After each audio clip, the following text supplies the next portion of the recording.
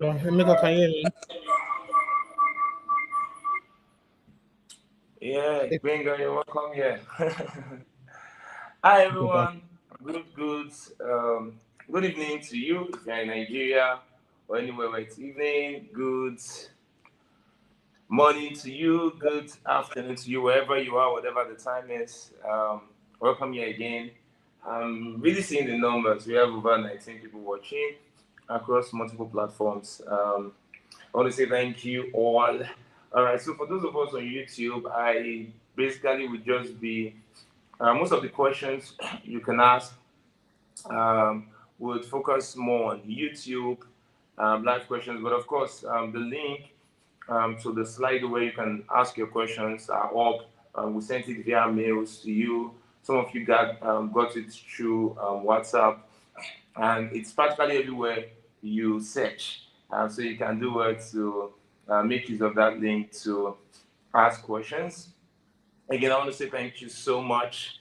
So this time around, we want to make it open to people. So you can just go ahead and share the link to as many people as you have around you, your friends that you think should be part of this. Maybe this will be the last time we'll ever do that, but yeah, let's give people a Christmas gift, an early Christmas gift in November. All right. So I want to say welcome everybody. Welcome. Yeah. Please go to the charts. Where are you reaching out to us from? You can even go to the Slido and just put it out there whether you're calling, you are in this graduating with us, maybe from Lagos, from Enugu, from Benin, from Port Harcourt, from the UK, from Canada, wherever you are. Just let us know. Let us know on YouTube. We're about to get started. And I'm excited about what this session would look like. All right, so let us know where you are joining us from. If you can join on YouTube, fantastic. Join on YouTube. I know people are joining us on Twitter. Some persons are joining us on Facebook. So wherever you're joining us from is completely fine. But ensure you you just are as responsive as possible. I want to encourage you to get a notepad, get a pen, and it's going to be a great ride. So just a moment, guys. We are about to get this started.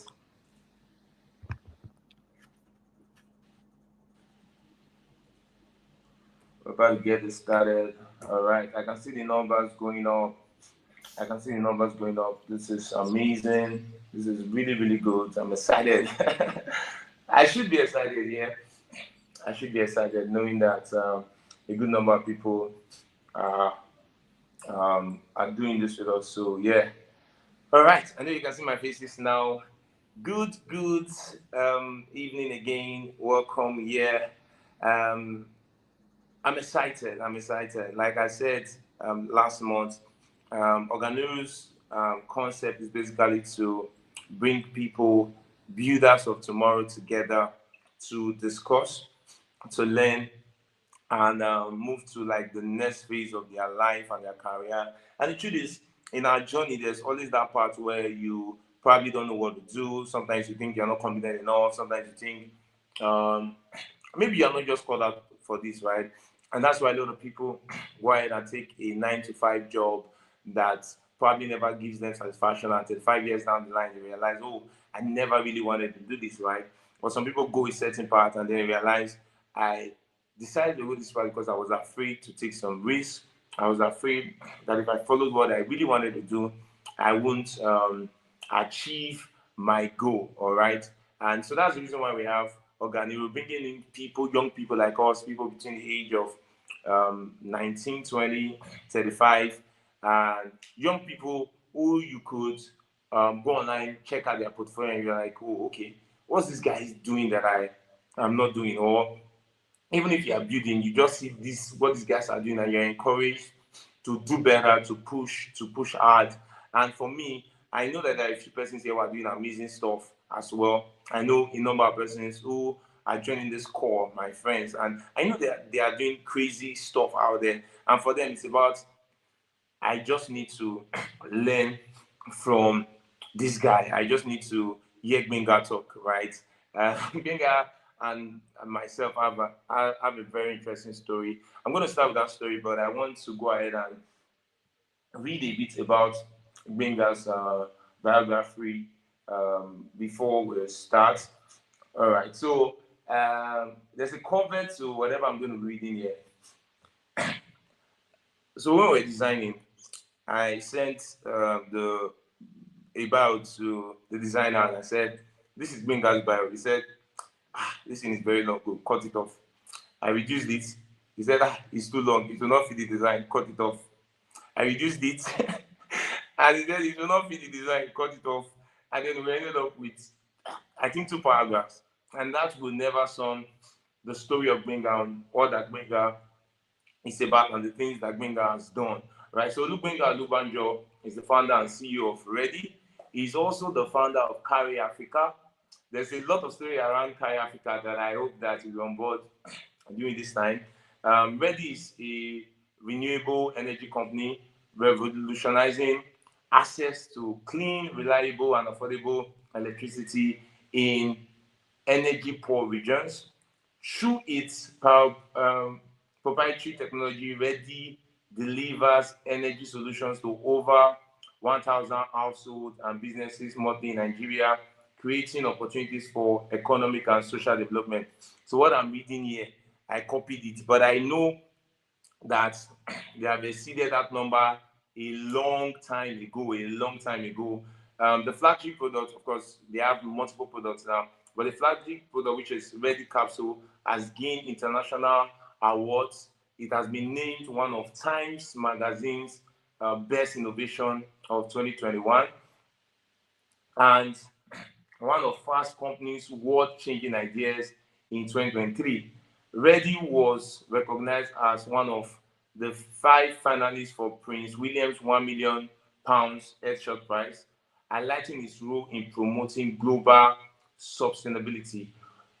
Olu earned a bachelor's degree in engineering from the University of Ibadan and a master's degree in engineering from the U of T, that's University of Toronto, where he was honored with the John Wesley J All Awards for Excellence in Entrepreneurship and the Social Innovation Award.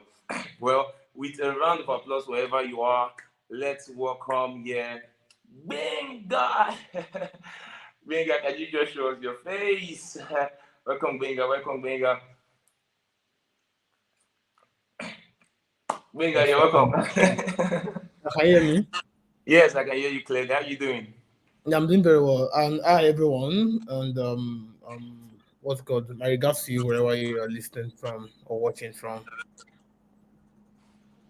Yes. All right. So, Benga, just a moment. I want to. At the moment, we have about 25 people watching across multiple platforms. And I know we're recording this as well. I know more people are joining.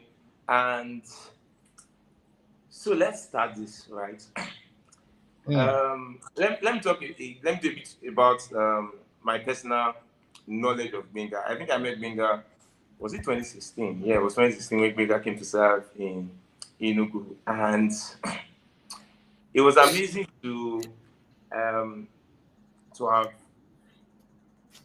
have met him, right? I remember when he came in with his bag, and Benga always had a pen and a notepad, always scribbling on a plain sheet every single time. And it caught my attention because we were in the same family house. Because I wasn't serving in Enugu, I had not gone for service yet.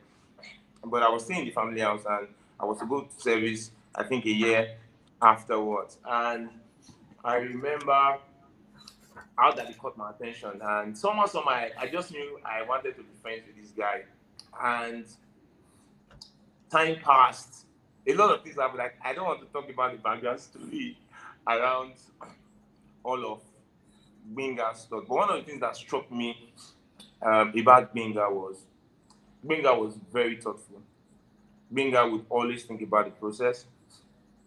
Benga would always ask questions before taking actions. And that was like amazing for me. I remember when the MMM posting scheme, I don't know if you remember, Benga was trending. Yeah, I remember. And everybody in the family house put their money in. And I know I had a commercial of Benga. And he had done his research. I had done my research. and realized that it was like a filter, right?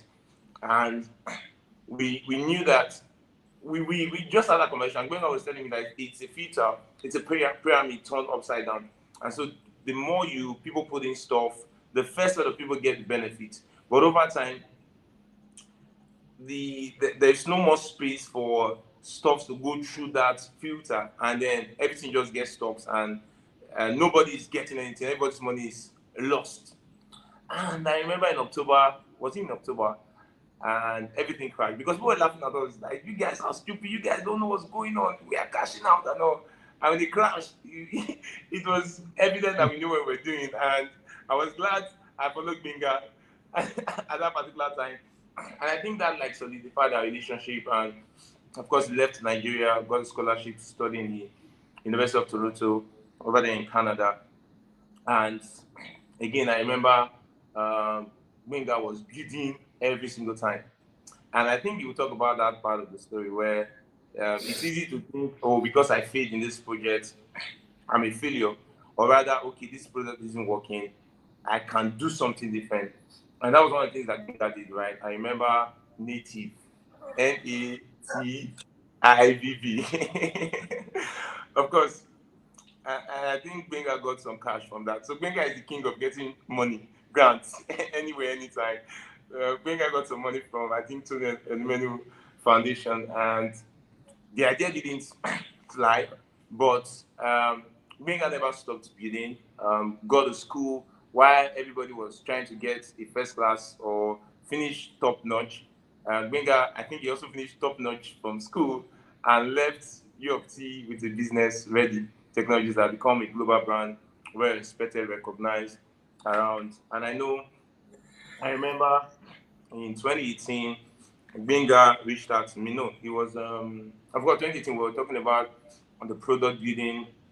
2019 and 2020, Benga reached out to me and said, Emeka, you want to work with me? I have something I'm doing and I want to build Temple. But like, of course, okay, we just agreed on the name some few weeks before because we were just sharing ideas. Okay, what should be the name of this product? And then he said, Emeka, I would like you to come and work on this project together. And of course, I did that for 2 years. I remember one time he called me, Emeka, we have to go sit on a panel for some USD for Temple. And we had a very swell time. And of course, the funds came in. And of course, when I was leaving Reeddi and I decided to resign, I know it was bad. And I'm going to apologize to Benga here officially where everybody is. We didn't close on a very good note. I think I was inexperienced because I had never worked in a corporate setting.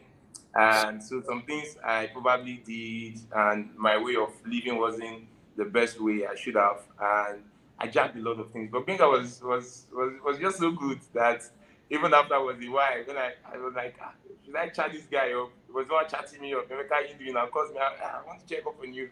I know, and I think we're getting back together again. So yeah, Benga is that guy. Benga has done a lot. Benga's part is remarkable, but I'm going to let Benga tell us a bit about his journey. Benga, I've said a few things, but I know there is so much more Yeah, to I say. mean, again, thanks so much for inviting me to this. Really appreciate everyone again. Mika, thanks for being a nice friend. Yeah, we have a very long history of like ups and downs, and I think that's just about every relationship, everything in life. Yeah, like Mika mentioned, we met a while ago, like a long time ago, in I think almost 10 years now, roughly like 7 to almost 8 years right now. 2016 in Enugu, and I mean we've gone through different phases of like life. I mean everybody's in the West right now, blah blah. So it's been very nice. So I build stuff. That's the summary of my life. I build stuff. I basically just build. I think that's probably what I know how to do best, and that's what I'm probably sent here to do. And I'm glad I recognize that early, and I just like stick to that. Um, in the process of building stuff, there's going to be a lot of failures, a lot of successes. I've had my fair share of a lot of that. I'm still failing. I'm still succeeding in different ways. It's part of the game. Yeah.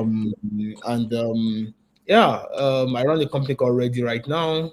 Also, I've done a couple of things, sold a business in the past, raised some money, done a couple of things here and there. Again, I think the beauty of this is that the question is probably going to pull all the story out of me.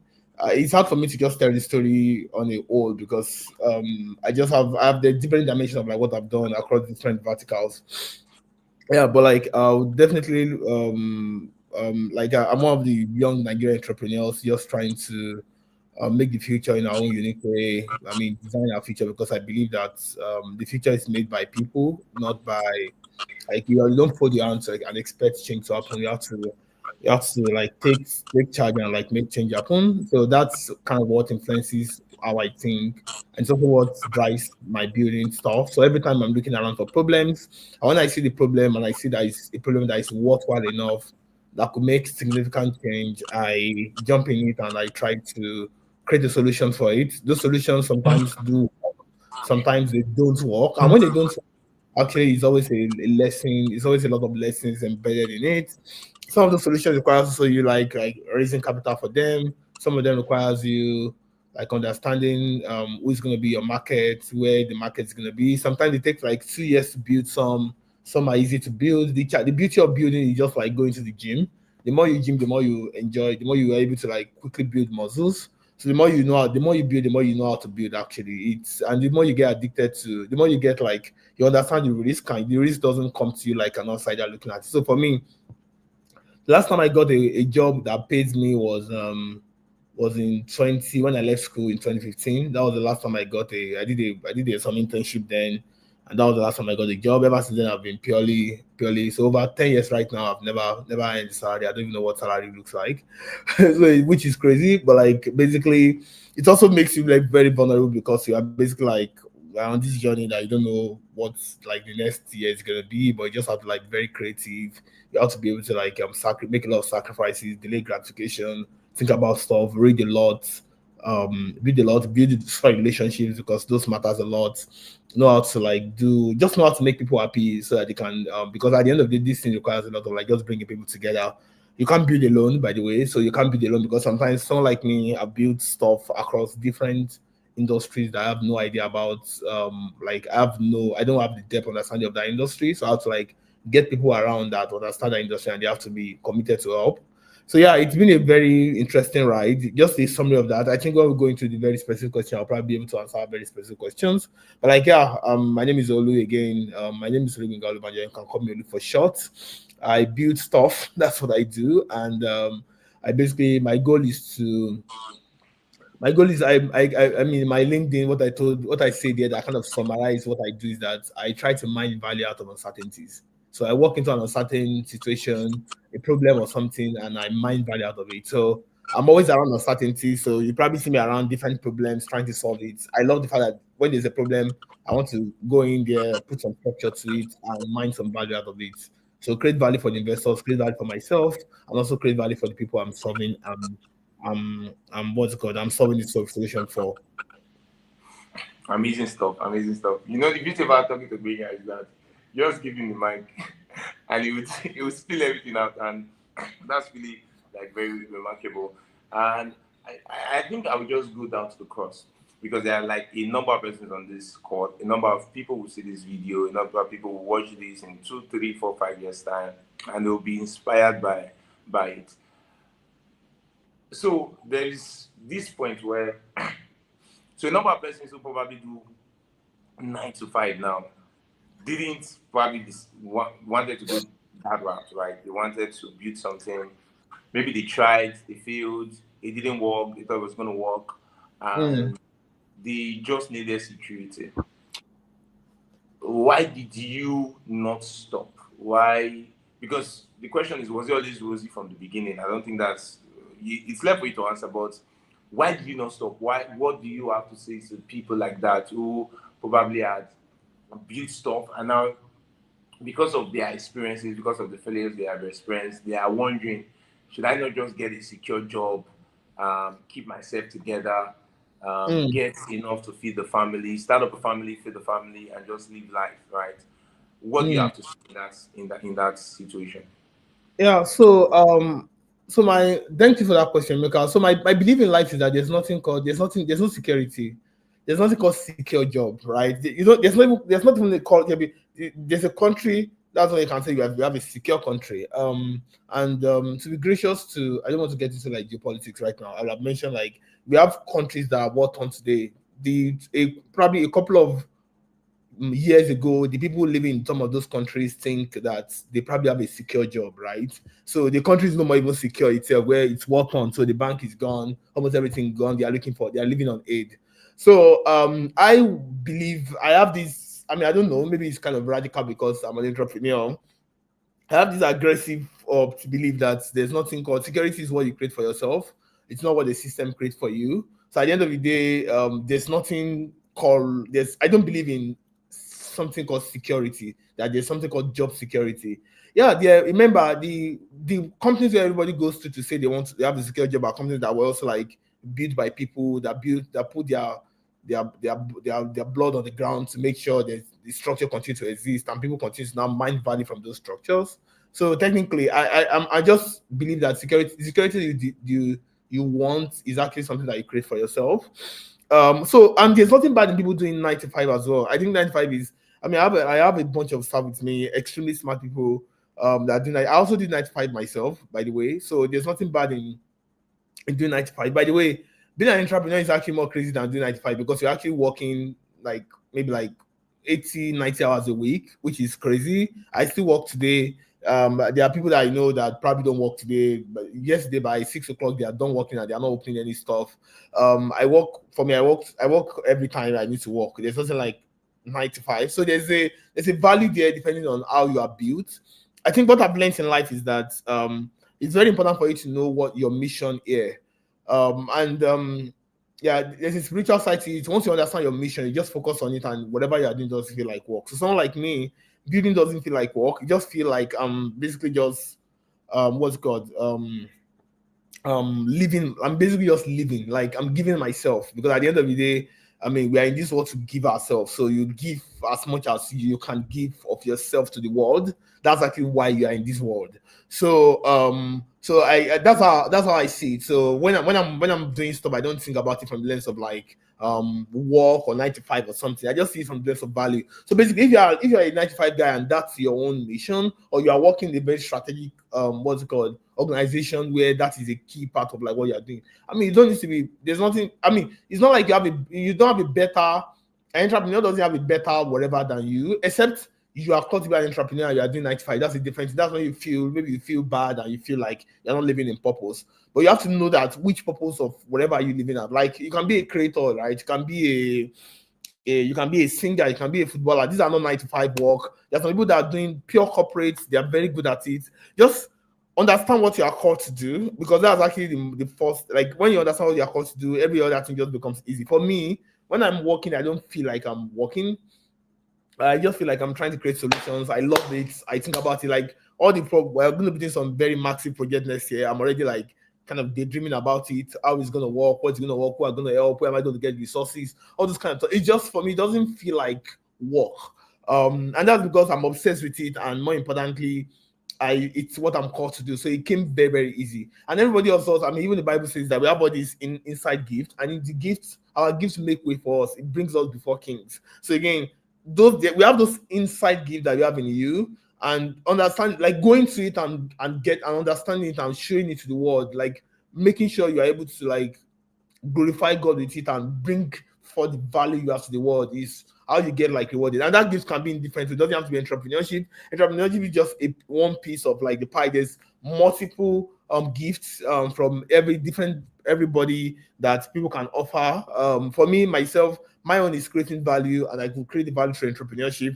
But some people's own are like different. Some people are in finance. Everybody has their own unique calling. So there's no better, there's nothing like, again, remember, let me go back. There's nothing like secure job. As long as you have to be living in purpose, and you have to know that, oh, you're actually creating the security that you want for yourself. At the end of the day, also, entrepreneurship is not the only best, it's not the best way. If you have to be called to do it. And that when you're called to it is when your life start becoming, it doesn't become like a burden for you. So for me, because I work like 80 to 90 hours a week, I don't feel stressed or whatever. Some people can't even do it because they feel very stressed, and it's because they are not. That's not their strong point. Some people sing a lot and they love it. I don't sing. So again, everybody with their own unique whatever gift that God has given to you, just like develop it, honestly read about it. Um so yeah, so I think, but I don't know if I answered that question. There's no security, and at the end of the day, just go reach into yourself, look at what you are called to do here, find your purpose, and actually double down your purpose. That purpose can become like a big stuff. Like you can be in music, you can be in creative, you can be doing comedy. You can be surprised how the gift of a man, as long as you're able to like look inward, could change the narrative and could add value to. As long as you're adding value to people's lives, you'll be surprised how the world reward you bountifully with what's it called, with resources to continue to like add value. All right, amazing stuff, Gbenga. Amazing. Think about what you have said, and I think really it boils down to purpose. And for us, we think that Oganiru is designed for builders, people who are called to build. And building doesn't necessarily mean you are an entrepreneur. It could mean you're a social entrepreneur. You're building. You could even be doing something that's just for non-profit, right? Yeah. And all of that. And then I want to ask, but then I also want to tell people, please, you can ask your questions on Slido. I believe you have the links. If you don't, if you're on YouTube, you will see the link there. So do well to get it up and put your questions out there. Benga, sometimes people say it's hard to build. And I think, I don't know if you agree with that it's hard to build. Yeah. There are times when you are trying to do something and it doesn't work. Yeah, I know, for instance, your story you did native. I'm not sure a single cloth was sewn for native, right? Yeah. But you invested your time there. You didn't stop. I know of Tempo, right? We may not say much about Tempo, but I know Tempo is a beautiful product. I know the amount of efforts that was put into that particular product, the sacrifice, the blood that went to the ground, like you said. I need you to talk about that for people, because it's easy for people to give up. It's easy for people to think, okay, I'm not cut out for this, right? So in the case where I fail again, what should I do? Should I keep failing, or is it that I would just, is there something I need to, maybe I have to do something different to succeed, or what is it? I want you to talk about that as much as you can talk about it. Yeah, thanks so much, Emeka, for that question. And it's a very, like I said in the beginning, right? Like, all these things come to the price, right? The best, everybody's an amateur in one way or the other. The best footballer never became a football. We see Ronaldo or Messi or whoever is the best footballer right now. They were not born to just become playing football. They practice and practice and practice. They failed before they become. Nothing great comes easy. And there's always that sacrifice. You have to pay your price for whatever looks easy that everybody's doing. Even the best of soldiers, even the military, the guys that the smartest shooter doesn't just wake up and become a shooter. It takes a lot of like failure before you get it right. Understanding that, you should know that at the end of the day, the failures are actually just they are stepping stones. So they are not stopping block, they are stepping stones. So basically, there's something called failing forward, where as much as you fail, you learn models on how to not do it. Like I think there's one of these the inventor of the light bulb that will say he has to do that like probably over 100 times, 1,000 times or something before he got it right. But there's a lot of things that you don't know. This world is designed, this world is controlled by multiple verticals and variables that you can't even understand. You can't, if you try to understand all the variables, you won't actually do anything. So as builders, you actually go in with the understanding that you have, and you try to be as adaptable as possible. In the rest of being adaptable, you learn some failures, you try by an error, you do some things that is not going to work. Like Emeka said, I fail every year. This year is ending. Just thinking about it, we tried a couple of products in this year that failed as well. We had some successes as well. The question that the success always like just bury the failure immediately. But again, if you are not failing, you are not even trying anything new. Especially if you are working in something that is very, very different. For me, we try to build like a lot of pioneer products. So by default, we kind of factor in failure. If you are not failing enough, that means you are not even doing enough. But again, when you fail, you don't just fail naively. You have to make sure you are learning from those failures. So for me, it's always like failing forward, where every single time you fail, there's something you are learning. So you learn ways to not get it done. For example, Emeka was talking about native. When we are trying to do that as well, there were a couple of things. We got the team wrong. We got a couple of things wrong. We got, even the idea was not like, I mean, then I was still very naive about how building this is, how building this will be. Even though, I mean, I got some funding for it, but again, with software building, then was a we got a lot of, like, there was a lot of things that we got wrong, and that automatically was, for me, the failure was not, it wasn't a complete failure, it was a failure for the product side. When you're looking at, you promised to build this product, you didn't build it, or you promised to build this product, you didn't get it done. And we built some software there, but the software didn't just scale. Wasn't just like, I mean, the team, there were just a lot of things that I was learning as well at that time. I just finished from UI. But what the wins there was that I learned how to recruit a team, what to look for in a team, what exactly I need to do. So I took those failures I had in native to understand what I would not do when I was doing Reeddi. So again, like, these things are like, those experiences become like, it becomes like your kind of like your scars, that it kind of reminds you of like what you should not do. And sincerely, success can be success sometimes get into people's head, and but you learn a lot from failures, because you're able to like introspect. Failure humbles everyone, and it forces you to like think through what could have worked if you did this and this, and what obviously will not work. So again, for me, failure is a big part of everything. The guys, the best singers today are not. They were not. Probably the first record they sang was like a whack, and they didn't even get a couple of things. And the world doesn't celebrate you when you are still trying to get your pieces together. Just like a small baby as well, right? When we are babies, their walking was like a big deal. But right now, everybody just wake up and walk, wake up and talk, wake up and write.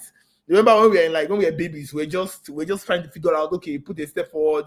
You write, you walk on 2 steps, you feel like you are doing a lot. But like right now, you just walk, you just walk without even thinking about it, and you talk without thinking about it. You speak without thinking about it. You write without thinking about it. I mean, all these things becomes part and parcel of it, because of the failures you have to accomplish in the process of trying to walk as a baby, maybe a 1-year-old or something. So again, failures are those they are what happen at the earlier stage of every single thing. And as you continue to try something new, there's going to be that stage. I mean, what my dad told me when I was, and one of the reasons why I went into entrepreneurship very early, was that my dad was an entrepreneur as well, but he went to entrepreneur very late. It was around like towards his I think mid-40s, late 40s. And he told me that the best time to go into this thing is like early, because at the end of the day, whether you go into it now or you go into it in 40 years, if you don't learn what you have to learn right now, you're still going to learn it in that 40 years. It's going to be waiting for you to learn. Either you learn it from people or you learn it from books. There are just some things that you can't just keep, that you have to pay your price. It's just the way everything works. Like, you have to pay your price. The biggest churches today are not churches that just became. They started from like very tiny place, and they continue to learn and learn and learn organization. You learn a lot of things. And it's one of the things that personally I love about entrepreneurship, because I look at it like a school. I'm constantly learning about new things, constantly learning about failing on new things. I mean, try a business out, it doesn't work. Constantly learning about my own biases, constantly getting better at like psychology, human psychology, and co. And it's just like it's a learning engine. And that's what I personally, one thing I love about entrepreneurship is just the learning side of it. So, like I said, failure is a big part of these things. Not everything you try is going to work. And not working doesn't mean you didn't put your best. It just means that there's something that you need to learn, and it's fine.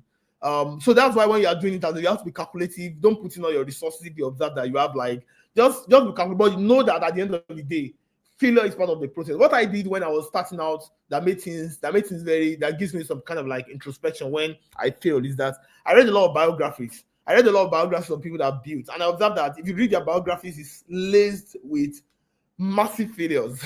So when I was failing, I was not bitter by failing. Failure was a signal that I'm actually on the right path for me. It was a signal that, oh, you're actually on the right path, because biography just humbles you that everybody starts from somewhere and they continue to evolve. Like for us right now, where I am today as an entrepreneur was not where I am. And when myself and Emeka was in what's it called, in Enugu, things have evolved massively. But this evolution was due to constant failure, constant learning, picking up yourself, getting motivated, and just continue continue trying. Like I said, the only person that don't fail are the people that are not doing anything. Everybody that does something new everywhere in the world fail one way or the other, and they are still failing right now. Yeah. Like Benga, thank you so much. Everybody is doing who has done something great. They are failed, and if they are attempting to do something greater than what they have done, they are probably failing at the moment. So, and that's really like remarkable stuff. And I think there was something you said that really like caught my attention was the idea of the need to learn, right? We talked about reading biographies and all of that, and obviously I'm aware of some of this stuff, how much you read, how much you pay attention to that. I remember, well, let me not speak so much. But yeah, I will say this part where I know you have, I don't know if you use Audible, but I know there's that part where Benga can read listen to an entire book while going for a walk and stuff like that. And I want you to talk about a bit around reading, a bit about learning.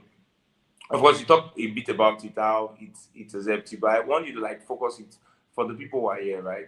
Some people want to build the next big social venture, right? And it's very possible that they have no clue what the social venture is about, except for the definition, right? Or that they know one or two persons that are doing stuff like that, and they want to be the next. Maybe they want to be the next global Timmy. They want to be the next Tunde, or whatever it is, or the next Benga, right? How important is learning about whatever you want to build, right? How important is it in building well? Yeah, thanks so much, Enoka. So for me, learning is like food. Like there's no day that I'm probably not hearing something new. Like today I think I've done like 4 podcasts today, listening to 4 podcasts today, done a bunch of articles. I get them in my email right now. I'm always learning every time. Learning is I was at the conference, 2 conferences last two conferences this past Thursday and Friday, and all I just went there was sit down, listen, and just get some stuff in and apply it to see how that applies to where I'm going to, or whatever we're trying to build. I think learning is a critical part of everything, and learning not. I know there's a lot of ceremonial learning. I'm sorry, I have to let me be blunt here because some people that are learning don't even know they do a lot of ceremonial learning. Like, don't read what you're not interested in. Like, if you're not interested in, so someone like me right now, I read purely stuff around like business, life. I'm a tech guy, so I want to know about what is going on in technology. So I just focus on that because it's something that inspires me and something that I love. I love to hear about people, hear about market. I can read about business model. I love it. Emeka may not love that. So because I'm reading business model doesn't mean you have to read business model. What happened is that a lot of people want to just, they said somebody recommended this book, just go. No. Read something. If you are a guy that you want to be a, as your calling is a pastor, you need to read some very deep spiritual books and co. Please double down on that. If you are like me and you are into entrepreneurship, you want to learn about like life and a couple of things, some principles here and there, go explore it. If you are a doctor and you want to learn about some new, just like stick to what intrigues you, but continue to learn. For me, I think the beauty of what I like about like entrepreneurship, like I said, it's a learning engine. So it forces you to be very, very curious. So I'm going into like new industries, observing patterns, learning patterns, making mistakes, learning from mistakes, evolving. I'm at this point where things I do are sometimes high stakes. So if I don't learn very well, the result is going to even come out with the results. So like learning is a critical part of like every single thing I personally do. And for anybody that's going to build anything worthwhile, you are going to have to learn and like have a deeper, like the more you learn, like they said, leaders are readers, right? You have to read voraciously. You have to, and sometimes it's not just about reading alone. It might be podcasting, it might be listening to stuff. Everybody just have like their own unique way of like don't stress yourself. Make sure whatever you're learning or whatever you're doing is fun. I don't read, like, for example, some people like that, right? They love to read like all these prose where they read about some stories about some people that imaginary. I don't love those kind of stuff. I personally focus on like real life. Like, if I'm not, even when I even watch movies, if the movie is not about like a real life stuff, like a real somebody's biography. I prefer it to like just some prose story or some random story. I mean, that's my own interest because of where I'm coming from. Some people that probably want to be a writer, they have to read some very interesting Shakespeare stuff and enjoy it. Again, everybody with their own unique interest. So make sure like you let your interest be what drives you to learn it. Don't say because everybody's reading John Maxwell, I'm gonna read John Maxwell or something. No, it's gonna be frustrating. Yeah, you want to make sure like whatever you are reading is fun, is enjoyable. You are I mean, for me, I go for recommendation as well. I mean, I go to like when people recommend stuff, I try to read and co. But like everything I'm reading, I want to make sure it's like aligns with like my deeper purpose. So again, it makes the whole reading worthwhile. And what I would say is also create an attitude of reading. So for me, right, I can make I said I do at the point when I couldn't be carrying physical books, I was carrying too much physical books. I just switched to like audibles. So right now I do like audibles for majority of my stuff, but I also do a lot of podcasts, a lot of Spotify, a lot of YouTubing, a lot of and I mean probably because for me I have to learn on the fly, and I'm not the guy that really believe in all this connection like formal structure of learning. I just believe like you can get information from anywhere, and sometimes you just need like just a piece of information from everything and put it together. Something I should mention is that there's nothing new under the sun. Actually, that statement is right. What happens is that you can actually piece a lot of like information from like multiple places and put it together, and it makes whatever you are doing become new. For example, if you're writing a book, right, every word you are going to use for that book is probably in the dictionary. So you bring up the words together, you put it together, then you make a book. Or even when you're building technology, you take this, you take that, you take this, you put it together, you become like something worthwhile. Everything is somewhere. The question is that you have to be able to find it, bring it into yourself, and make sense out of it. Like it's reading is a very, I mean, being an innovator and being an entrepreneur, because for me, I build and think about solutions every time. Reading is a very critical part of every single thing I do. I need to know about what's going on, who's doing what. Like I was listening to like the tax policy in Nigeria yesterday. I was like, oh, this is going to change. I need to understand what exactly tax policy. What's my exposure? What do I have to do? What do I have to not do? And you'll be surprised that even so for me, because of my kind of work elsewhere, I have like professionals like lawyers and accountants and co. But I question a lot of things, and I question a lot of things because of I read a lot, so I'm able to engage you creatively. So because you are a doctor doesn't mean I don't know. I know enough to like ask critical questions that could get some insight from you. So like I just love to learn. I just love to learn. I just like people ask me what I do for fun. I tell them I learn for fun, and some people don't understand what that means. But the question is that for me personally, I just love to learn, man. I learn everything and anything, and I always just keep them in my knowledge bank because I observe that the human mind has massive capacity if you're able to like put in a lot. And remember, when you're building anything, building comes from within. So there must be something inside you that influences how you think and what you express out. You can't think about something that you don't know, that is not being inside you. You can't. Like majority of the time, you're accessing information that are deep down inside you based on what you've taken in, either through lectures, through videos, through whatever. And that's why what you consume, the pictures you consume, the information you consume, have a very, very big impact on your life. There was a time in my life when I was always getting a little bit like panicking about like I'm always scared of like what the future holds and whatever. And I took a little bit of deep down about what's going on in my life. I'm like, oh, it's probably because I was listening to news. Because there was so much news, there was so much negativity. I was taking those negativity in, and it was not influencing how I analyze life. I have to switch entirely and shut down all news. I basically just had to like put not interested on YouTube so that I don't see any news, whatever. I mean, I still follow news, but I don't want news that just negative, because automatically when you start feeding all those kind, it start influencing the output that you give, and it starts giving you a very pessimistic way of life. As a builder, if you are building anything, you have to be like a radical optimist. You have to be radically excited and be optimistic because Oganiru, you can say joy is a feature. Like these things, like being happy, there's a state of mind that you have to be that it fetches every single thing you need, and it fetches it from the inner side of you. So like I said, reading is a very big part. Reading deposits into you so that when you're building or when you're doing anything, you're able to reach into that your inner side, and it brings them out of. Even when you're talking, when you're analyzing problems, some people have like a very unique way of like looking at problems. It's because they've taken a lot of things in. Like for me right now, I train myself to be a bit, to be very. I ask. I mean, when you look at, I ask a lot of questions. That one is what I know how to do well. I can question. Like if you are not, if you don't really know what you are doing, if I can ask you a question that you start feeling that you are the one that doesn't know, and I'm the one that knows, and I'm just basically just asking to learn. But if I ask you a lot of questions, I learn a lot, and I just add that a lot. Um that I can use it for like maybe for some other things. So I'm always questioning things. Oh, why are you doing this? Why is this not happening? Who should be doing this? Who should not be doing this? And in that question, I get some unique insight. Like I said, I love to learn a lot. So it's but to be able to ask the right question, also you must have like a deposit of like knowledge inside you. So it's reading is a critical part of like building. I've never seen anybody that built anything from social ventures to government stuff to entrepreneurship to the creative industry. I don't see anyone that's not been a voracious learner. You have to be if you really want to build anything that was worthwhile.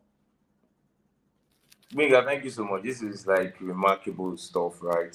And I knew that just asking that question would unleash some very deep stuff for me, and that was really very good. I have my pen here, I'm writing. Yeah. Yeah, amazing stuff, Benga. Benga, I know people are itching to hear about how you respond, Oh. but then I think that because I know a bit, right? I want to take it from a very different point of view. So it's not just about building, it's about providing value, right? I remember when I wanted to start Oganiru. So funny enough, I've had this idea for maybe a year plus, and I never like pushed it. And I decided I was going to do it, right? I was going to push it. I was going to get the best guys I know and the best guys I know that I yet do not know on this platform to share stuff so people. And for me, it's about what would people get after this, right? So when I'm asking the question, is because I want to get value out. And so there's something I think may be an issue for a lot of people. People want to raise funds. People want to build big stuff. People want to be big. People want to be seen out there. Winga, let's talk about providing value, right? Because I'm sure nobody gave you money because they just, oh, I like this guy. Because he's doing something, let's give him money, right? I think it's beyond that because you're not the only one building. So a funny story will be that I remember when the very first Reeddi Capsule came out and we were pretty excited. I remember how the designs came up, the modeling, the first time that somebody in Abuja was supposed to do something, and by the time the guy brought out this stuff, we just realized that we had wasted millions of naira on that particular project. And the idea was to go to China and build. And after, I think, a year, we started seeing replicas of what we built from China, what we designed from scratch. People were putting their names on it and all of that. But I don't think those guys have won the kind of awards you have won. I don't think those guys have accessed the kind of grants you have accessed, right? And a lot of them are folded, right? Binga, how important is value creation when it comes to building stuff? I mean, I think like if you are going to build stuff, I mean, like yeah. Let me go back a little. So value creation is actually building is value creation. Value creation is building. They are not mutually exclusive. I don't know how to say it. Like they are like you are when you are building something. Your long term goal is probably to create value or to add value one way or the other. If you are not adding value, then you are just probably just it's not even a good way of like spending life because time is life. So spend your time to actually create value and add some things. So value creation is a critical one. And like I was saying in the end, that were like if you don't provide value, nobody cares about you.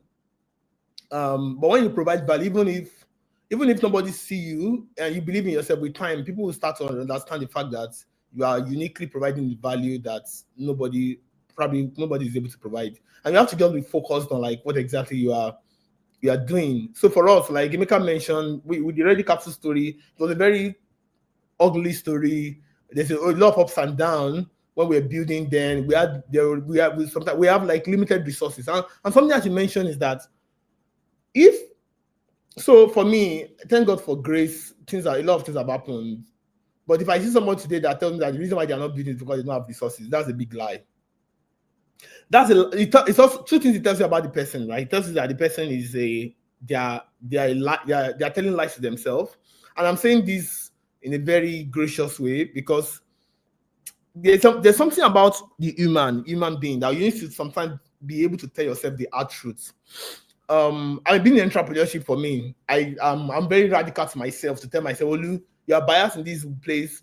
This is the truth. So don't get panicky and try to be. Just tell yourself the truth, guy. You failed, or this didn't work. Don't try to just embrace it and say, okay, it's gonna work. It's gonna work. No, you failed, okay? We failed. Let's move on. It's very important to to tell yourself the truth. I mean, there was time I was even praying that God just open my eyes to see the truth, because some things are not exactly the truth. And once you understand, once your delta is the truth, a couple of things, it influences a lot of things. So when you are building stuff, what you need is not necessarily like financial. Yes, you need resources, but those resources can be people. When we started Reeddi, we started Reeddi with people, with human capital. I met the makers. I met a couple of people. I used my brother, Abib, a couple of friends, Dipo, Lamde. I mean, I saw them from Dari. I saw them from different, like my relationships. Those were enough resources for me to start whatever I want to do. Before we got a penny, those were the resources that we tapped into. Right? I tapped into resources of U of T. I was a student then, tapped into a couple of resources. Like, there are always resources around you. Like, start from where you are. When people see that you've done well with what you have, then they cannot bless you with something. But when you think that you have to wait for people to come and give you resources, so you're not taking any risk for yourself, you're not doing anything, you want people to just come and bless you. It's always those kind of people live in a kind of like pity. They are always, people with that kind of mindset are always not super responsible, and building requires you to be very, very responsible. I'm sorry if that sounds funny, but like sincerely, it's the truth, because we have to call a spade here, right? You have to, if you really want to do stuff, you have to be able to put yourself on the line. And why should I give you my money if you don't trust yourself, taking your own money to build what you are building? Why should I now invest and give you money? That's the question that an investor will ask on average. Like, why would I give you a penny? And I'm talking about investors, from social investors which come to grants to like even VCs and for me, we've raised money from different kind of investors. And when you're looking at it like, why should I give? And remember, when people give you money, they are trusting you with that resources, that you are responsible enough to bring some kind of value out of that resources. It's not free money. They're not dashing you. So there's an expectation and a responsibility that comes with funding. And that means that you are able to like use that to create enough value that they can see and they can feel and they can measure. So if you are not even able to create things from the little things you have with you, then maybe you can't build, you can't, or maybe it's not meant for you.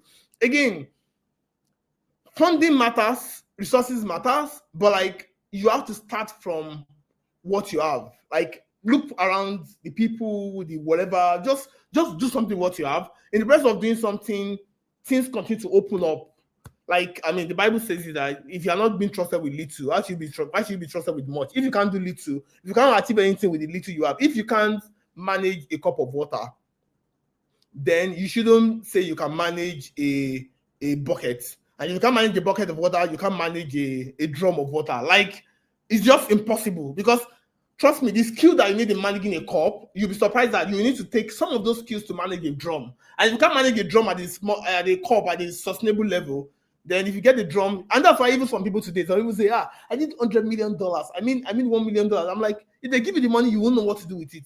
Because you probably start buying, like, the money will actually destroy you, not the other. That's even the word. The money will destroy the person because they don't even know how to allocate the funds. They don't know what they need to do. Someone will come and say they want to do MMM. They will give them money. They will just be so, they don't know and our God is so faithful. Especially if you're a child of God, you would sometimes God will know. God will take you through only things that you have the capacity to manage per time.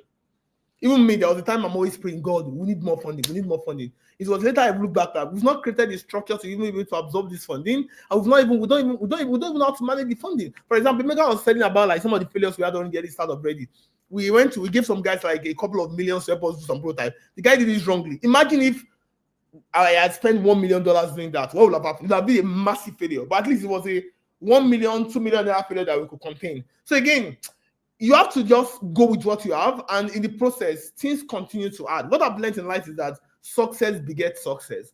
Once you are able to do some things, people get to see you, and it automatically opens new doors, new insights, new relationships. It continues, it just keeps getting better, better, better, better. Like for us right now, when we started with one product. Right now, we have 4 products. We have like 4 software. There's a lot of things that are evolving in multiple ways. We didn't start with that. We started with what we have. We continue to evolve day by day, day by day. Like we have way more stuff than we have before. We have way more stuff we had, but right now we have a big office. Right now we have this, we have that. It's something that evolved out of like our process, and you just have to trust the process. Like these things just take time, and you have to understand that it takes time. And when it comes to even raising money as well, because raising money comes from you just having the right information and being able to put yourself in places where you can learn and you can grow. But that nobody will also give you anything until they've seen that you've been able to create something of value. So just create something of value with the least you have. If you want to be a tailor and you don't have money to buy a machine, maybe you go and rent the machine from somewhere. There's no excuse. And I'm saying excuse is cheap. If you look for it, you find it. I know friends that when we were in UI then, when we were doing like what's it called? We're doing like all this card because like this civil engineering. So some people you have to buy a laptop to know how to design CAD softwares and co. But I have friends that never had a laptop and they were learning from people and they knew how to design stuff from even the people that have laptops don't even know how to do. Because they are hungry, they are thirsty for it, and they go for it. But why do you have some people that have laptops that they have all the laptops in the world, they have all the resources, but they don't use it the same way you have? I'm very sure some of you when you're growing up, you have those kids that always have the best of textbooks, but they're always the biggest failures in class. Because they have the best of textbooks doesn't mean they're going to read the textbook. The textbooks are always fine because they don't read it. While you see kids that probably don't have textbooks, they get the best. They are probably the top in the class. Again, you just have to be like radical yourself, and that's how the value come in. Add value, and every other thing continue to come into play. And more importantly, use what you have to start. There's nothing like you are looking for resources. Scrap that nonsense. Do what you have with what you have. If it's 1 naira, start with 1 naira, and let God. Like the Bible says, God will bless the works of your hand. So do something to be blessed. Don't sit down and say, I'm praying. That doesn't work that way. Nothing works that way. Thank you so much. Benga took us to church. We should Sorry, probably come preach on Sunday tomorrow. Yeah. I think you really like it's the point, and I'm just reminiscing, and I'm glad that I started this podcast. It's not a podcast anyway.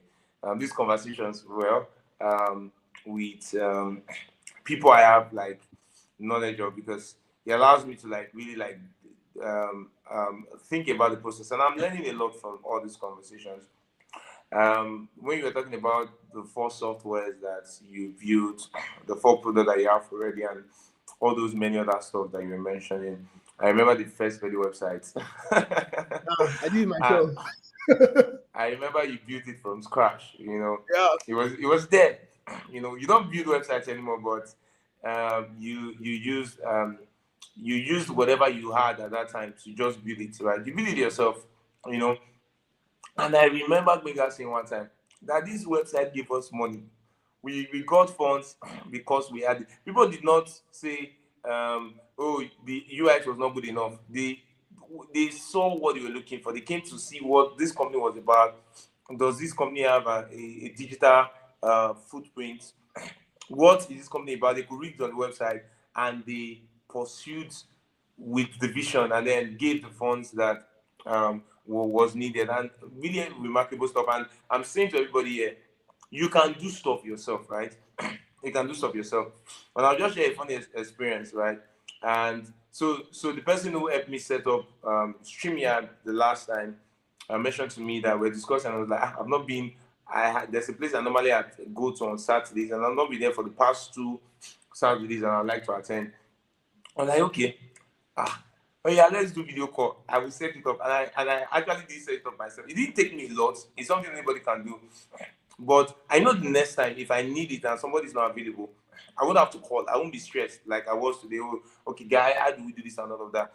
I can set it up myself and all of that, because I am willing to put in the work to ensure that this thing works and all, And I think that's remarkable. Benga, there are people here who are doing good stuff, right? I don't know if my friend is here, Nina. I remember Nina had a very funny challenge. I don't know if she wants me to talk about it. But Nina was pushing for something and there was a barrier. I know she's going to skate through it and and and really like scale. So there are people who are doing good stuff. They are putting their work regardless. But now they want to scale, right? They want to build, they want to expand, right? And their question is, I probably don't know how to raise funds. I don't know what platform to go to and all of that. Benga, you are a pro in this. Benga has a very long history. From university days, Benga knows this stuff.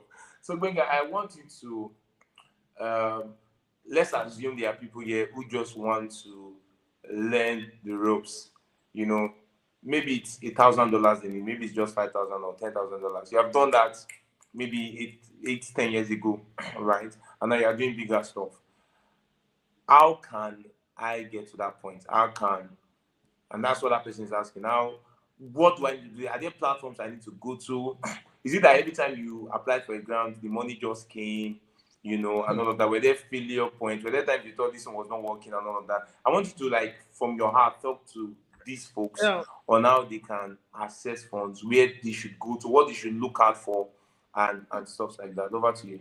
Yeah, so thanks so much, Emeka. The challenge about that question is that, sincerely, the answers have been in what we're talking about. It's a function of, like, number one, you ask yourself the question, what game are you playing? What are you doing? If you are in the social venture space, like for me, I do, one of my ventures have like some social impact, wherever. So we get some social capital and we also get like VC capital as well.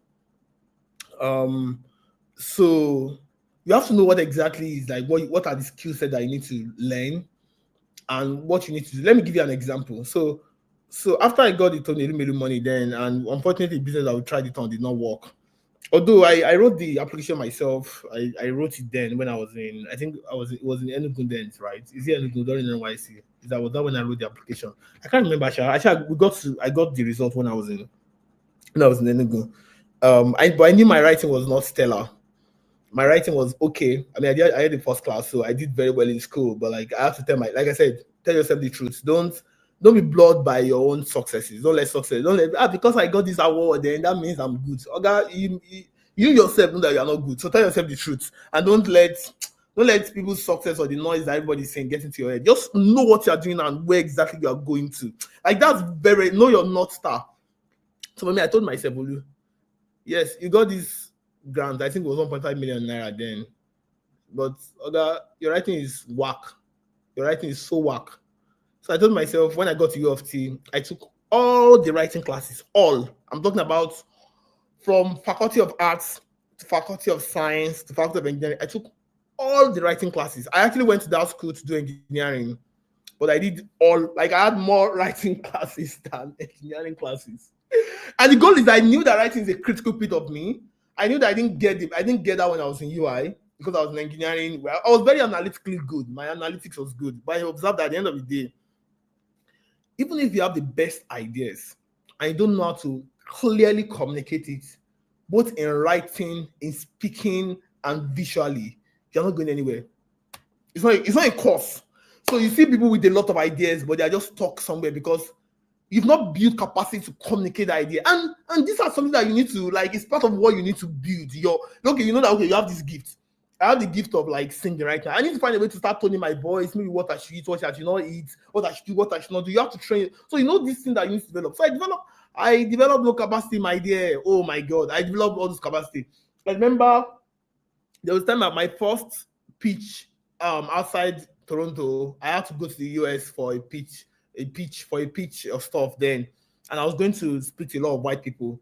And one of my mentor of mine who loved me well told me that, Olu, you have very deep accents and you have very African accent. People will not hear you. So when I talk to people in Toronto, then I have to tell them like all over again to understand what I was saying. I was like, Olu, how do I break this barrier? How do I solve this problem? Number one, I can't change my voice overnight because I'm African. I'm Nigerian. I've been Nigerian for most of my life. So I can't do any surgery to go and change my voice. I'll be saying, oh, hello, how you doing? I mean, for me, I don't want to just waste my time. I know that one is not possible.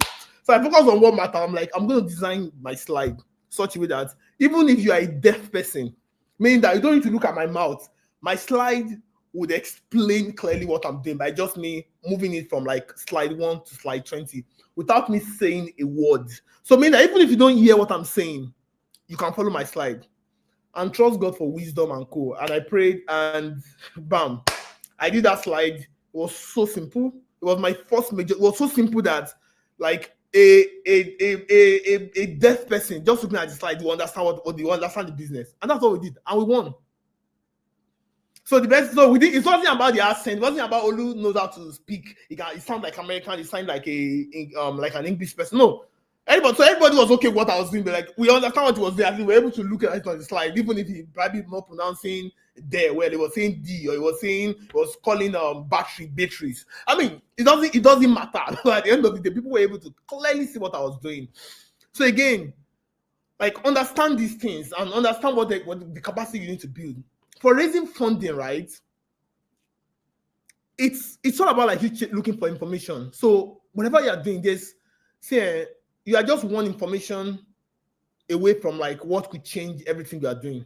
So aggressively look for information. For me, I subscribe to newsletters. I look for information. There's nothing like a repo where things are. I mean, there's some sites where they put there's maybe some Twitter pages, some sites where they put some like they kind of create some opportunities here and there where you get a lot of opportunities and whatever. But again, the question is that some of the opportunities doesn't align with what you have. So you yourself should be the one to like start doing some Google search about like where are the opportunities in. I'm doing agriculture. Where are the opportunities in agricultural stuff? Don't expect people to do it for you.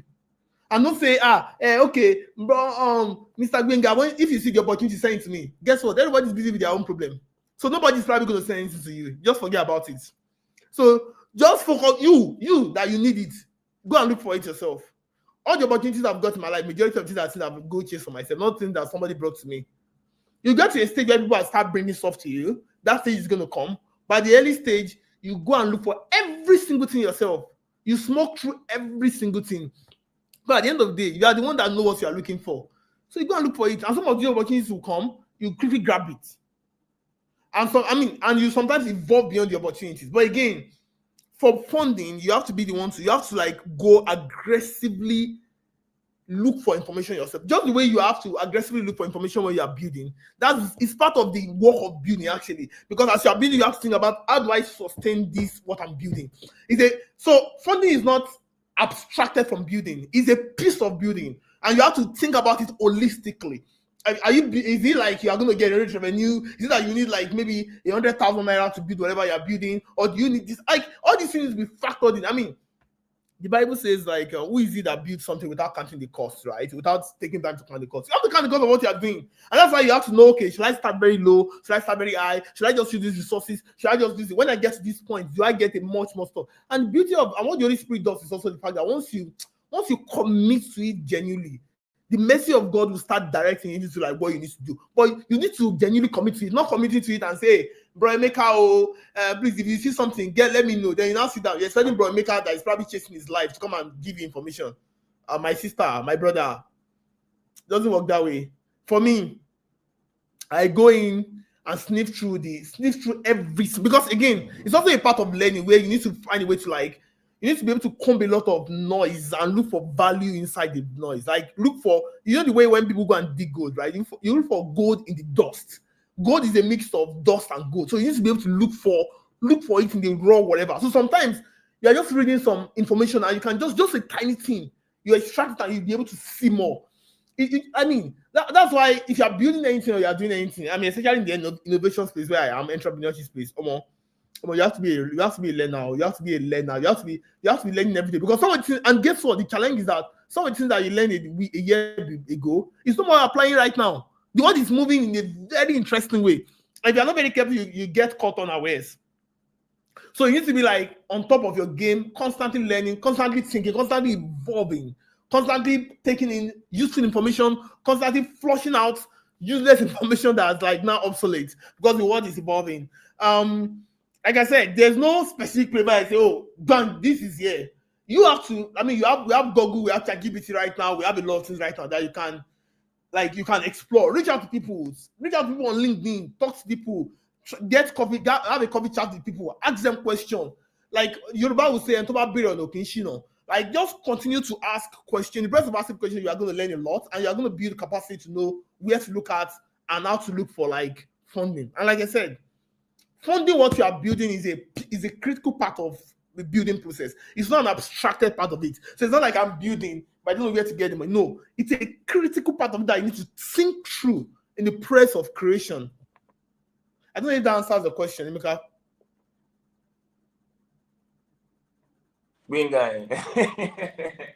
Yeah. You did justice to that, and I'm pretty just amazed. Benga, thank you so much. Thank you so much. This is amazing. Okay, so I want to read some comments here, and some things that people just wrote from what you said. Okay, someone is saying, Benga, this is such an awesome conversation. The parts you talked about being brutally honest with ourselves. I think that's very, very important. You know, I I can remember when we probably make guys going for a pitch, and big guy will be like, Emeka, I'm going to call you by 2 o'clock. Are you available? I say yes. Okay, this is what I want to do. I want to pitch this idea to you, and I need you to be brutally honest with me.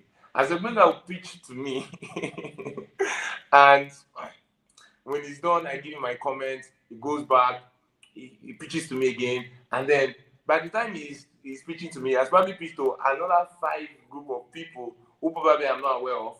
And by the time he goes to do the pitch itself, because he has learnt again, he has known what doesn't work, how not to communicate what he wants to talk about, and what not to even share.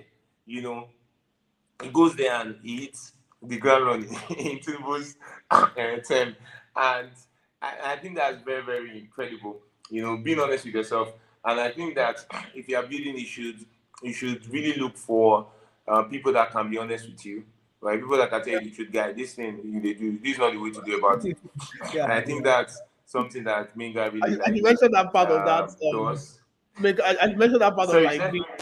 I should mention that part of being brutally honest. That sincerely, no, you should have some kind of friends that you know that they will be honest with you. And if you are the guy that if you love your emotions to be ego, so you love people not to tell you the truth. Actually, what happens is that people will start telling you lies, and you start believing your lies. If that's what you want, like if you're not very, and if you observe that people around you are like that, like leave them alone. Go to the places where nobody even knows you, and they will tell you, "Oh God, this is it." If your family members are going to be telling you the truth every time, don't talk to them. Don't talk to a stranger that will not care about whether your feelings is bad or not. For me, I have some friends that I know that I'm like, "Oga, tell me the truth about this thing. It is not going to work." So that I don't want to waste my life. Again, time is the currency of life. So there's no point wasting time on something that is totally useless or not very, worthwhile. very profound. Very profound, Minga. Thank you so much. And someone is saying here, like you said, excuse is cheap. It can be found anywhere. That is treason. Minga, I've never heard that before. Excuse is cheap and it can be found anywhere. That's like really, really top notch. I need somebody to screen grab this for me. And in fact, I will do that myself here. And somebody said, we have to put in the work, like you said, and not wait for things to be handed over to us. And I think that's like very critical. And for me, because Benga knows I'm a pan Nigerian. There's any word like that.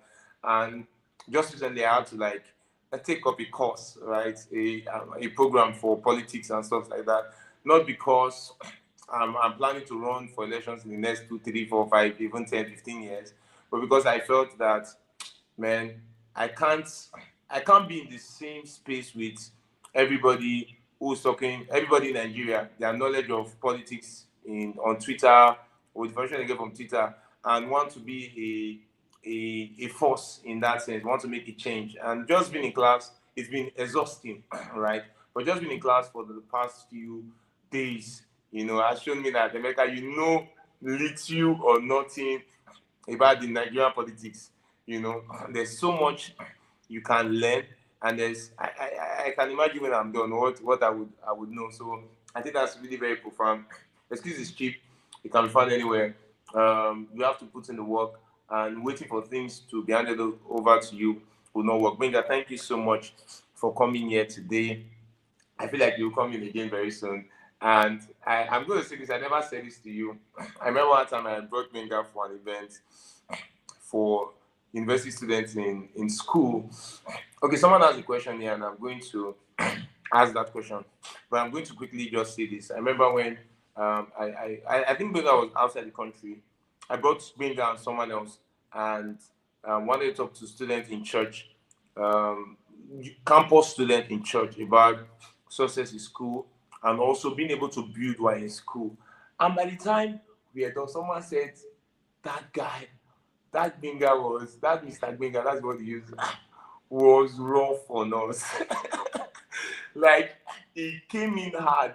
And I'm grateful because Benga is passionate about stuff, and Benga would always tell you the truth. And I think that being able to have people that can tell you the truth is very important and it's transformative for you. All right, so this is the question that someone is asking. And I don't know why they're asking me, but yeah, I would, I think because of the comments you've made, that's why this person is asking this question. Chiamaka is asking, how do you grow your emotional capacity to handle failure and disappointment when building in order not to cripple your ability to go again after failing? I don't know if you want me to go over that question again. Yeah, I think it's a clear question. How do you grow your emotional capacity to handle failure and disappointment when building in order to not cripple your ability to go again? Thanks for that question, Chamaka. I think it's a great question. I mean, something about failure is that, like I said, you get to a point where you are failure becomes like what you what you sleep and wake up in. Like for me right now, I did some deals this year that was pure failure, like zero, zero. Like I put in 100, I got zero, and it's fine. But mentally, I mentally condition myself that, like I said, if you're not failing, you're not doing something right, and you have to make sure that failure, it can't just be, it can be a failure when it comes to, let's say, the financial output, but it should not be a failure when it comes to knowledge, because at the end of the day, you should have learned one or two things. I don't get emotional about failures. I kind of sit down, analyze, look at what I've done better, look at what I did and did not get the result, and take that mental note. So that mental note forces you to be you're just mentally aware. Guess what? If somebody else do the same thing that you do, there's a possibility somebody else will also fail with the same bias that you have. But when you do it, you are going to do it with a different kind of like variable, and that automatically allows you to know.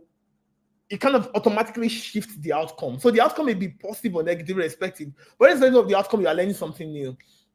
And that's why you see the likes of like Elon Musk says that they tried the rocket out like 4 times. I mean, the fourth launch was when they got it right. That was 3 back-to-back failure. They could have stopped at the first failure. But the question is that you don't learn something you can't just read the book. I mean, try to learn as much as possible as you can. But there are some things that you don't just get to know until you put things out. It's just impossible for you to know the outcome. So just put it out, and that's why sometimes it's very good you start small so that you are able to. So when the failure comes, it's also something that you can manage and contain. But don't get emotional about it. Look at it as a learning process. I mean, like I said, my own what I did for myself was that I studied a lot of biographies, right? And that biographies gave me some kind of mental note, such a way that when I was failing, I was looking at that failure as a signal for success. So I kind of like turned my reality upside down, which is funny.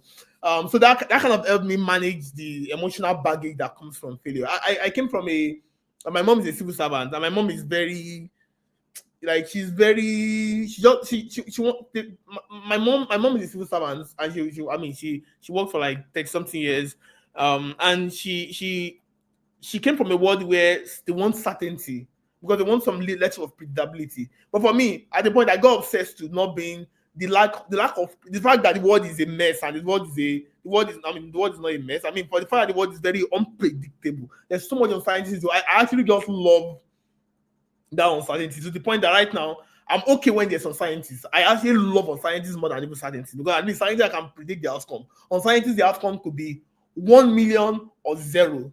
So I think if you look at whatever you are doing as a learning process, the insight that comes out of it kind of like water down any emotional challenge that comes through it, or any emotional baggage that comes to the failures. If you're able to clearly see the lessons. For example, let me give you an example. I'm not going to go into specifics here. We had a product that we started in January that we we are winding down on some of one or two of the products. But the question is that product, open eyes, we didn't know about the operational complexity of the product. We didn't know it's going to be and I have a team of like almost 20 people that work day and night to make sure this product, we put in every single thing, money, contact. We are building a lot of relationships to make sure this product work. But we got to learn that there was a fundamental problem that if we don't, there's a fundamental cultural problem that if that problem is not solved, whatever you are building on top of that product is going to continue to fail. And that's why we have a lot of failures outside. So I was like, for me, it was like looking at the product holistically and asking myself, business that's like, do we really fail or we just got something wrong? And I was like, there's a cultural challenge that we are dealing with that is not, that you can't solve with technology. So initially I was thinking, you can solve everything with technology, you can solve everything with the process innovation and co. But this one is cultural, that it's been around for almost like years. And you can't just wake up someday and think technology can change culture. So you need to think about it from a different, I'm like, so basically we need to address this problem before we are not able to address this problem and this problem. So we went back to the drawing board, back to first principle. And right now, and what that created also is that automatically created a new product from that product. So before we're going to this, to like A.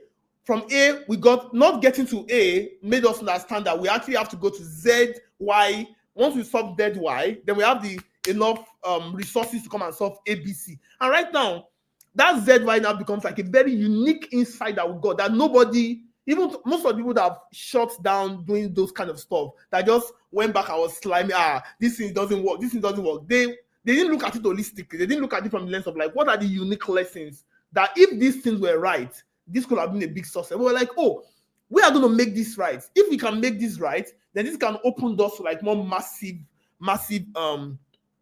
opportunity for us as a company. So right now we are trying our best. We are working out some things to like jump on that problem next year. So it's just giving you a context that like there's no failure in anything. It's just a function of like you understand what are the lessons that thing brought.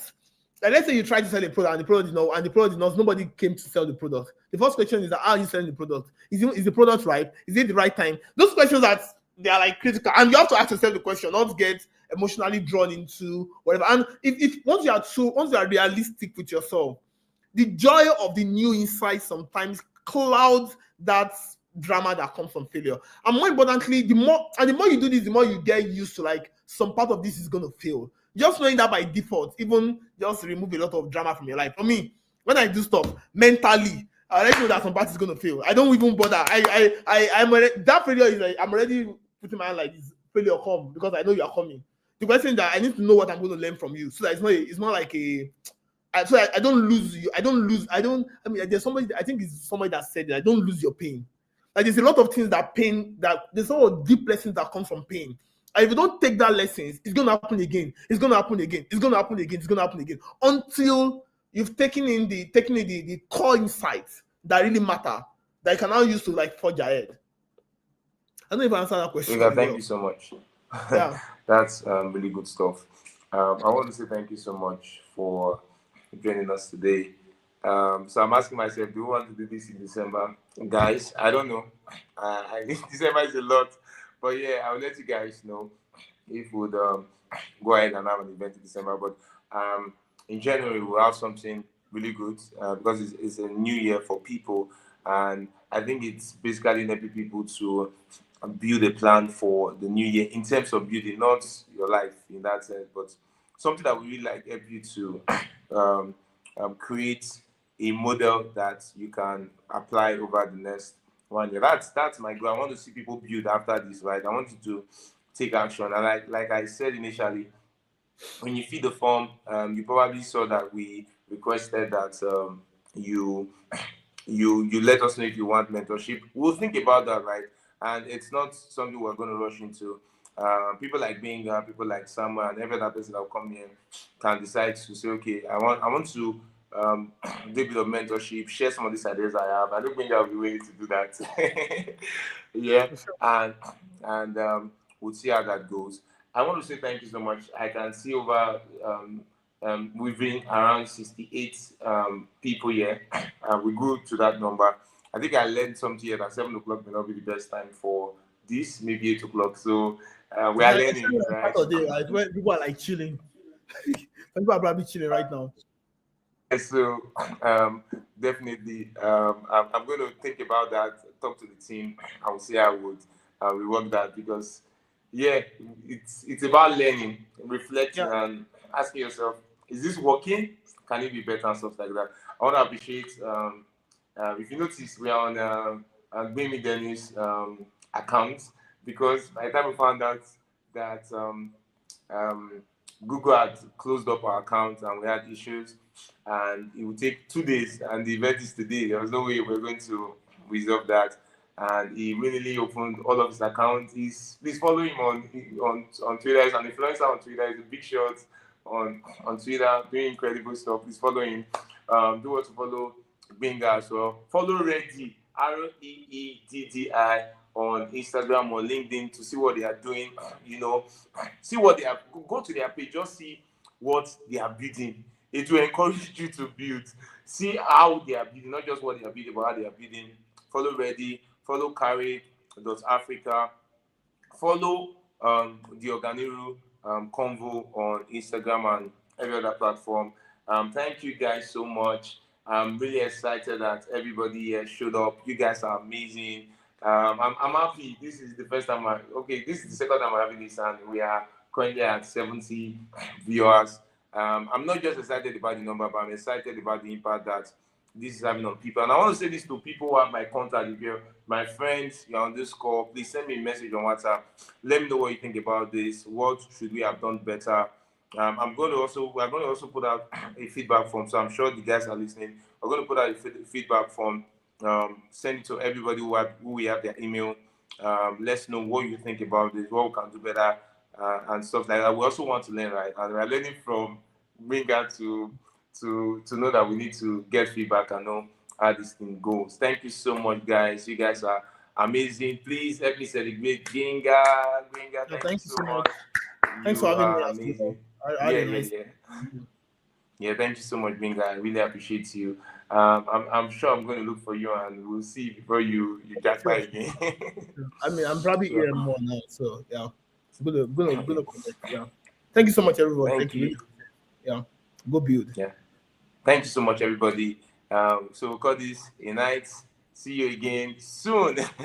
Follow us on Instagram. Follow us on Twitter. Follow us on LinkedIn. You can follow the script teller. So I always post this on my Instagram as well, so that you don't miss out on anything. Have a good day. God bless you. Bye. Bye, everyone. Bye. Thank you.